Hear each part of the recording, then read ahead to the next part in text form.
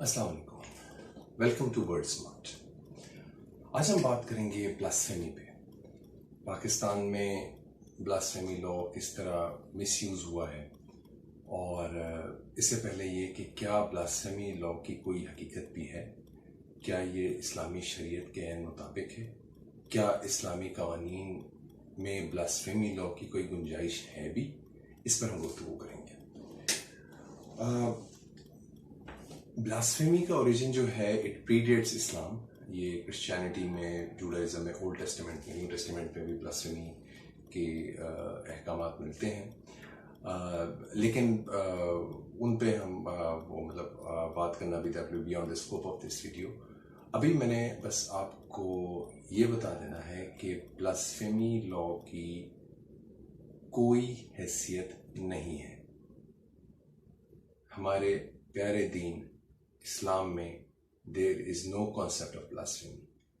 Blasphemy से related जिन कुरानी आयात का सहारा लिया जाता है उनमें सूरह अनाम की आयत 108, सूरह माइदा की आयत 33 और सूरह अहज़ाब की आयत 57 से 61 है। लेकिन अगर आप इन आयात का मुताला करें, इनकी तफसीर पढ़ें खुद, तो आपको पता चलेगा कि इनका ब्लास्फेमी से दूर दूर तक कोई ताल्लुक नहीं है। ये सरासर हमें गुमराह किया जाता है। हम होते हैं गुमराह क्योंकि हम खुद पढ़ते नहीं हैं, इसलिए हम इस पर यकीन भी कर लेते हैं। ब्लास्फेमी का जो अहादीस से जो सहारा लिया जाता है वो एक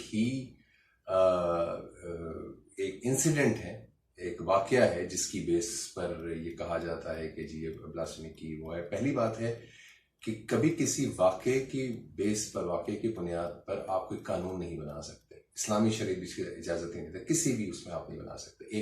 क्योंकि जो हुज़ूर वसल्लम ने जो अहकाम इलाही नाफिज किए वो कुरान में दर्ज हैं, और उसके बाद सुन्नत में हुज़ूर वसल्लम ने अपनी सुन्नत से साबित किया और उसे सिखाया, सहाबा कराम को समझाया, पढ़ाया, बताया कि किस तरह अमल करना है। एक किसी वाक़े की बेस पर कि वो भी हदीस से मिलता है, और हदीस का आपको वैसे भी पता है कि हुज़ूर वसल्लम के विसाल के 200 साल बाद मुरतब होना शुरू हुई। तो अगर ये इतना ही इम्पोर्टेंट अगर ये चीज़ थी तो हुज़ूर वसल्लम लाजमी अपनी ज़िंदगी में इस पर कोई हुक्म दे के जाते, जिस तरह बाकी चीज़ों के बारे में इतने अहकामात मौजूद हैं। हुज़ूर वसल्लम ने इसका कोई जिक्र भी नहीं किया। और वो जो वाक़या है वो क्या है? वाक़या है जी काब इब्न अल अशरफ। इसके बारे में हुज़ूर वसल्लम ने कहा, ये और इसके कुछ साथी, कि ये अगर खाना काबा के गिलाफ में भी ये अगर वो छुप जाए तो इन्हें निकाल के कत्ल कर दो। और इस शख्स के बारे में क्यों ऐसा कहा गया वो आप इसकी पूरी हिस्टोरिकल कॉन्टेक्स्ट पढ़ें। ये और इसके साथी, ये इनके क्या संगीन किस्म के जराइम थे जिसमें ये मुलव्विस थे। इससे पहले फतह मक्का से पहले जितने भी जो ग़ज़वात हैं उसमें ये मुनाफिकीन में से थे। इनका हुज़ूर सल्लल्लाहु अलैहि वसल्लम के बारे में कमेंट्स के ऊपर कोई ऐसी बात नहीं है। वरना तो जो एक औरत थी जो हुज़ूर वसल्लम के ऊपर कूड़ा फेंकती थी, उसके बारे में हुज़ूर वसल्लम ने क्यों नहीं कहा कि इसे कत्ल कर दो। तो हमें जब भी कोई इस्लामी कानून को देखना होता है, हम सबसे पहले कुरान को देखते हैं, फिर सुन्नत को देखते हैं, और उसकी रोशनी के लिए हम अहादीस का सहारा ले सकते हैं।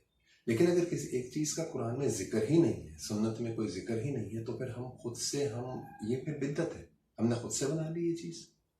और अगर आप मुल्कों में देखें तो ब्लास्फेमी कवानीन सिर्फ ये ईरान, सऊदी अरब, पाकिस्तान, अफगानिस्तान, बल्कि एक ये अभी मैप आपके सामने आ रहा होगा जिसमें आप देख सकते हैं कि ब्लास्फेमी कवानीन किन ममालिक में है और इसकी क्या हैसियत है।